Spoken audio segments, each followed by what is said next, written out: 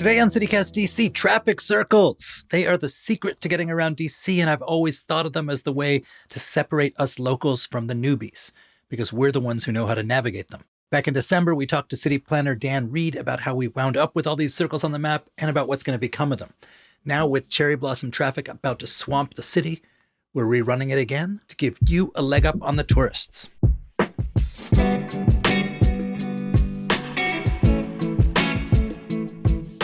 Today is Thursday, March 26th. I'm Michael Schaefer. Here's what DC's talking about.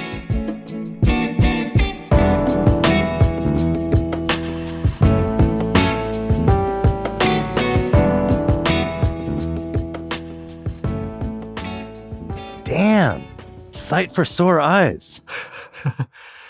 Hey, how are you? I am glad to see you, my friend. Yeah, it's been too long. And in honor of it being too long, let's geek out for a second. I wanted to talk to you about one of the unique features of DC's topography, which is traffic circles. They seem to confound people who aren't from here. Not only are you from here, but you used to work as an urban planner. So when you think of one of these DC traffic circles, which one comes to mind for you? Oh gosh, I feel like the quintessential DC traffic circle would have to be DuPont Circle, right? It is an icon. It is, even though it's one of the ones that was kind of carved up for traffic. Yes, it is less circle-y than it used to be. But it is actually one of the rare ones where lots and lots of life goes on in the middle. Because you also have a lot of traffic circles in DC where not much happens in the middle. I'm looking at you, Scott Circle. You do not want to meet the furious gaze of Dan Reed. But wait, so listen, let's just talk to me in urban planner terms. How are these things supposed to operate? What is their purpose? Yeah, so first off, we should distinguish between a traffic circle and a roundabout, right? Wait, traffic, what? They're different? Yeah, they're different. They're different things. Oh, I am over 50 years old, and I have only just learned this. I thought roundabout was just a quaint British way of saying traffic circle. Technically, no. Roundabouts tend to be smaller, and the rules are slightly different. With roundabouts, typically you are the primary rule of roundabout is you're supposed to yield to the traffic going around it, and they're often deployed as a way to fix a normal four-way or three-way intersection that doesn't work very well. So it's roundabout. But why a roundabout and not an intersection with a light or a stop sign?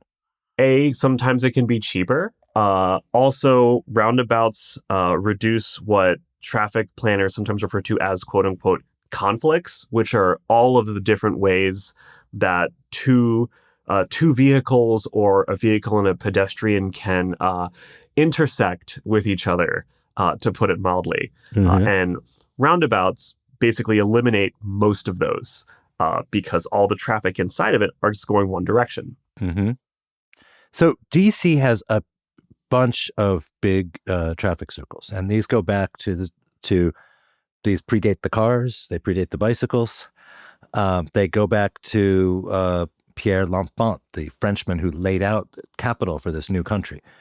What was trendy back then? Why did he pick this particular model with these sort of circles on avenues that radiate out? So the L'Enfant plan sits in this grand tradition of city building that we also saw reflected in the Haussmann plan for Paris, these big grand boulevards, Mm-hmm. that you go down the big street and you see the Arc de Triomphe at the end. Before that, we saw it in the plan for Annapolis, Maryland, where the State House sits in the middle of a circle and all of the different streets in the city sort of converge at it. So no matter where you are, you can look up on the hill and there it is. And that was inspired by city planning going all the way back to the Romans, right? The simplest way to put it is circle is where big important thing goes. And both so that people can get to the big important thing easily, and also so the important thing has sort of visual hierarchy over the rest of the city. You put it in a circle and all the roads lead to it. So at the time, like most of the capitals of countries in the world were like rutted with little lanes here and there, and they were super narrow, and there wasn't this sort of ceremonial space like this. And they built Washington as this city of these grand boulevards. And that weird thing, people didn't like it here because they were like, there's these grand boulevards and nothing's on them because it was brand new. Um, but the city sort of grew into its traffic circles. That's right. This is how we used to do it back in the day. You laid the city out first, and you waited for all the stuff to fill in around it. And the idea was that DC would be the sort of grand capital, right? And befitting the capital of this fledgling nation, you needed a sense of monumentality. So people sort of appreciated how important it was going to be. So the urban myth is that they put up these traffic circles because you could like also set up a cannon in them in case the people got up in arms, and that would be riot control. I think that's been conclusively debunked, but what do you know about that? Yeah, I'm not sure that that's true either. But it does make it easy to have sort of large gatherings, and in the sort of modern day, right, to handle the traffic that a city has. In history, right, it would have been people and push carts and horses, and today it's cars and bikes and buses, and of course lots of people on foot. So going back to they map out the city with these big monumental circles, and we now know them as these places that have statues in them and sort of formal stuff. How did they get built into that, and when? I think a lot of these sites in the big circles and squares were identified as places where sort of important statues and icons could go, but it was decided later what actually was to go in them. And this was all before the car. But so when you think of DC's traffic circles now, you think of a lot of them have like a weird lane in the middle, and it's totally confusing, and or a tunnel underneath. So you've talked about how these things got like hacked up starting in, I don't know, the 30s. That's right. As automobiles became more prevalent, a lot of these, I was going to say that these traffic circles couldn't handle all the cars, but I think what I mean to say is they couldn't handle a lot of cars going very quickly. And so you saw the underpasses being built under DuPont Circle, or is it, I think Scott Circle has, or is it Scott Circle or Thomas Circle that has, Thomas Circle that has the road going underneath it. Kind of like a little baby interchange, which was starting to become common in the US in the early 20th century. And in some cases, you would see the circle itself carved up to allow roads to sort of go in different directions around it. And so they became less circle-y. And more like, how can we sort of fit sort of high volume traffic thoroughfares through it? And it's kind of a bummer, right? Because there's this tension between the circle as a place where people can come and gather versus circle as a traffic thoroughfare. And you can see in DC how challenging it is to navigate that tension. So, right, in the middle of a city where not everybody's got a lot of personal yard, traffic circles are often like a green space. You could, in theory, recreate in, have a picnic, walk your dog. Some of them get used that way. Others of them are like pretty desolate, and they're in fact kind of hard to get to the middle because there's like cars and stuff racing past you. What are some of the like hits and misses of our circle world? Well, we already called out Scott Circle, which is unfortunate. And remind people where that is. This is 16th in Massachusetts. And what happens there, or doesn't happen there? The circle itself is really small, and there's a statue in it, of course. It's hard to get to it. And the way that the roads have been, you have these diagonal streets come in, it kind of forms these little awkward triangles around it. So that's challenging. Obviously, DuPont Circle is like the GOAT of traffic circles, even though it has also become this major traffic intersection as well. It has, one of DC's most iconic gathering spaces and hangouts. I also, having family in Petworth and having spent a lot of time there growing up, I really loved Grant and Sherman circles, which are relatively new, right? These are from when that neighborhood was laid out in the early 20th century, Mm-hmm. well outside of the L'Enfant plan. But they do work as these sort of large, nice neighborhood parks. Right, and they're also different in that they're in the middle of like a residential area. It's not like the periphery of the circle has stores and restaurants and stuff like that. It's just houses, which is going to change the vibe. Right. It's sort of like an extended front yard. And it also helps that the streets around them are like relatively smaller than the sort of major avenues that converge at like DuPont Circle or Logan Circle. Mm-hmm. So why on Capitol Hill, all of a sudden, right, the epicenter of the city planning of Washington, all of a sudden you don't have circles, you got squares, Stanton Park and so on. Like what went wrong there? Well, I think the square fills a similar role, right? It was Mm-hmm. meant as a destination, was meant to be monumental. And the way that the traffic moves around it is still circle-y. It's just sort of, you go around Lincoln Park, you're moving around it in a circle, but with right angles.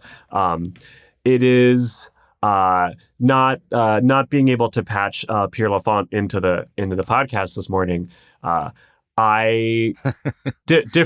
Different shape, same idea. Right.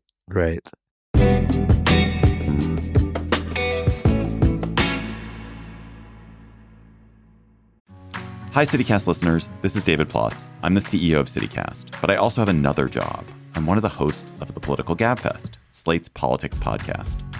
Every week, I get on mic with my co-hosts Emily Bazelon and John Dickerson, and we talk about politics and a lot more about other things that we care about. The Gabfest has been going for more than 20 years because the three of us love talking to each other, and we have an amazing community of listeners. If you like the open-hearted, curious way CityCast approaches cities, I think you'll like the Political Gabfest too. Stream it on YouTube or wherever you get your podcast. So if you think to like now or 2025, how are people supposed to, like, how is people's understanding like what you're supposed to do? How are you supposed to walk across them? How are you supposed to drive around them now compared with when they were launched and when they were redone? So when these were built, it was very much like the big road enters the circle and you just sort of weave your way to whatever your destination is, right? There wouldn't have been a ton of signage. There would not have been a traffic signal. Those weren't invented until, I think, 1915. It was much more of a free-for-all, but in part there were a lot fewer cars, right? Mm-hmm. If you were traveling this on foot or on a horse, it was much easier to navigate.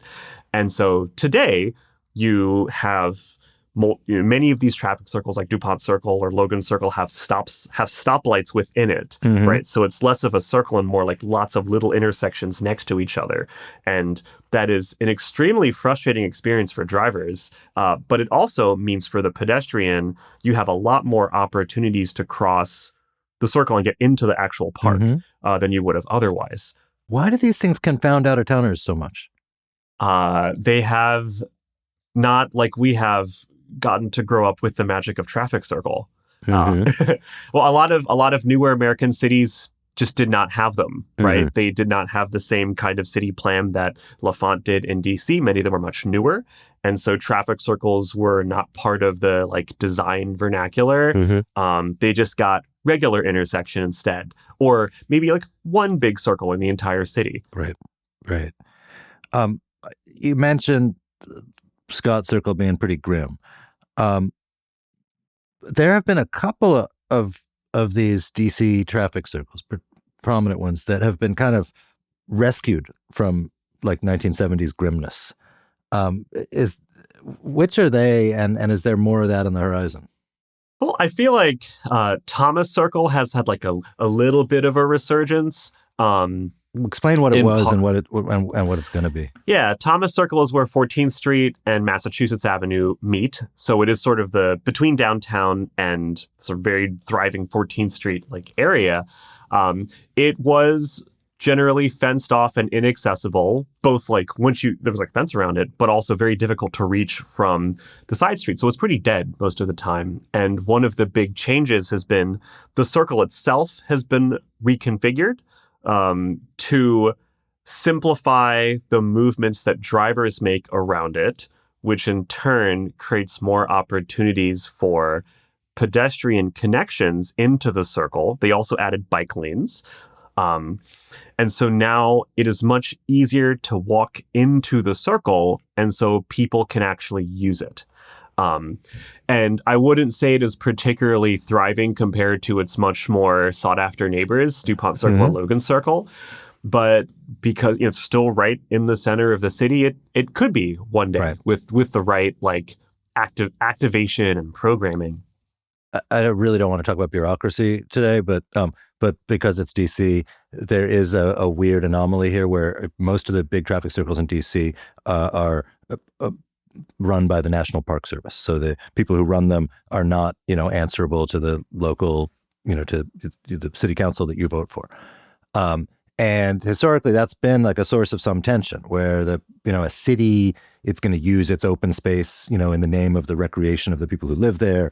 The National Park Service has different priorities. They've, historic preservation and so on. And sort of providing ample recreation for the locals is not always the top of the list. So there was like this huge controversy where they like kicked out a gay bocce ball league from Logan Circle because Park Service rules, forbid organized sports or something. Is that like a part of this picture? And is there anything going to happen on that? Is like who runs the circles? Does that affect like the vibrance or not vibrance of the circles? Well, absolutely. I mean, this is the challenge, as you mentioned, right? The National Park Service has very different intentions with their land than DC Parks and Rec might have, right? Also, National Park Service is set up to run big monuments. They're doing Grand Canyon and Hetch Hetchy, right? And that's just a very of a, you kids get off the lawn vibe. Right. They are just set up. They're built different. And some of the few, even though they own most of the urban parks in DC, there are a few examples where Park Service has worked alongside bids, for example, to re-envision some of the downtown parks. Franklin Park is a really good example of a park that dates to the L'Enfant plan, was not super active, in part because of this impulse to like parks are supposed to be the conservation, right? But now has become this really lively, vibrant, exciting space that people want to be in part because of partnerships with the downtown DC bit. Dan, is there anything we missed? We didn't talk about the difference. Well, we talked about DC big traffic circles, but I would say like the difference between, what's the difference between like your DuPont Circle and like the suburban roundabout, right? Which is, I think, what most new modern day traffic circles are is usually a roundabout somewhere in the suburbs as an alternative to like a stoplight or a stop sign. They often don't have active green space in the middle. They're often too small. But Maryland in particular has really embraced the roundabout. So you'll find them in lots of, especially the past 15 or 20 years. My parents' neighborhood has 3 roundabouts all on the same street now. And even though they've been in place for about 15 years, my dad will still go very far out of his way to avoid the roundabout 2 blocks from his house. What does he think is going to happen there? I don't know. It is much nicer to cross the street, though, than it was before. Dan, thanks for being here, man. Yeah, thanks for having me, as always.